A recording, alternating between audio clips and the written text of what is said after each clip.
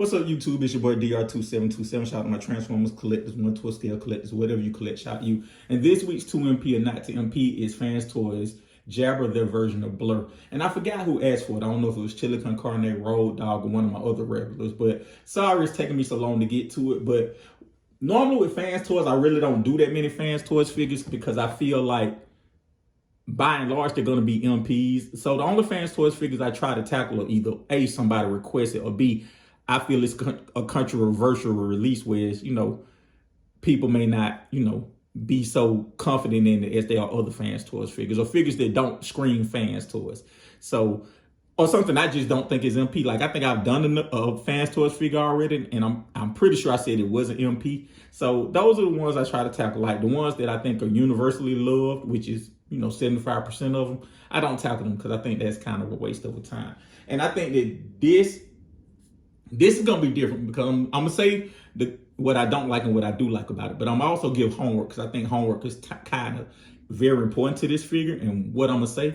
So let's go on to get to it. The things I don't like about it are the transformation. I think the transformation is a little is very complicated for not a great payoff. I mean, it looks great, but like I think it's unnecessarily complicated. So a lot of ways it kind of reminds me of their Road King, the self-contained part, how it folds up and you tab everything in together and you have to have everything lined up just right. And unlike that Road King where it's self-contained, it's like, wow, I can't believe that. You don't get that feeling with that. This just comes off as more annoying. So that's why the transformation is such a frustrating thing for me.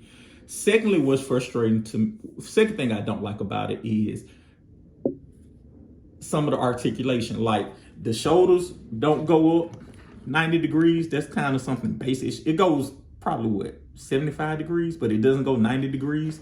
That's frustrating. I mean, it goes around correctly. But, you in the perfect world, you wanted that. But more frustrating than that is the ankle rocker. Like, the ankle rocker is very limited. Like, you get a little bit, nowhere near what you need. They should have put a hinge there so you could, because this is what's stopping it, the actual plastic. If they would have put a hinge there and folded that out, then you would get everything you need. And the problem is with some of these semi-dynamic poses, like I have to cheat. I have to put the heel spur down to give him the extra support he needs. Like I'm tilting it.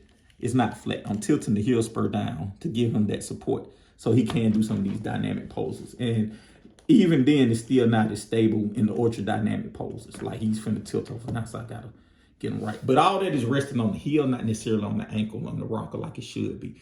That's a problem.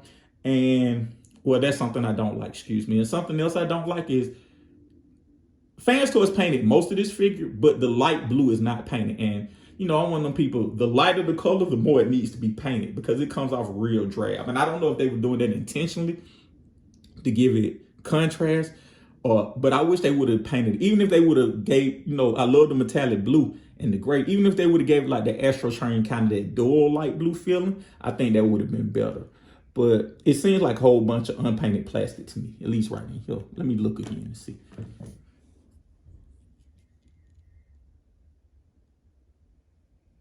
Yeah, it feels like unpainted plastic. If it's painted and you know better than me, let me know in the comments. But it just comes across as, the other blue, the metallic blue pops, the silver pops because it's painted. That just comes across as drab, and it doesn't come across as an intentional drab.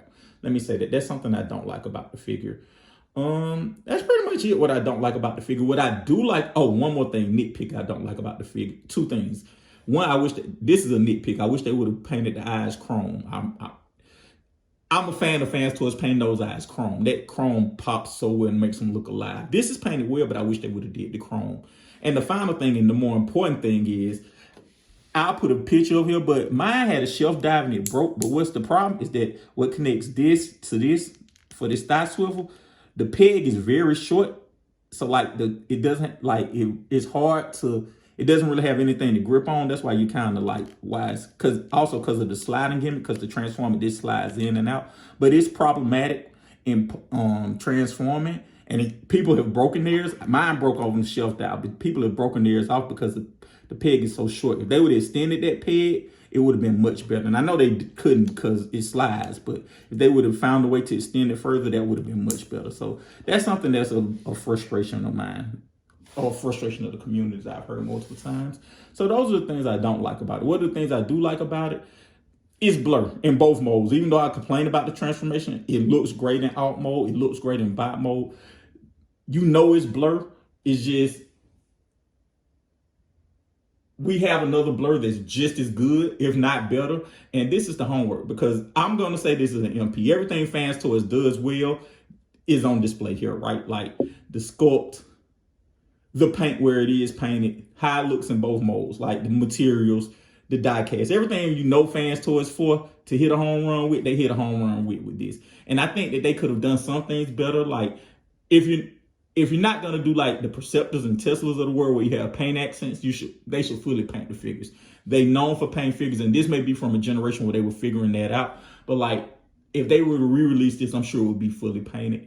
And I think that the best discussion, because this is MP, but I think the better discussion is which one is better between this or the Unique Toys Buzz. And I had Unique Toys Buzz, and I really loved that figure. I think that figure is really, really, really, really top shelf. And my only problem with Unique Toys Buzzing was the scale. It was way too big, or for all the other figures. Now, if all the other figures were bigger, I probably would have kept Buzzing and not had this. But because of scale, that's why I kept this over Buzzing.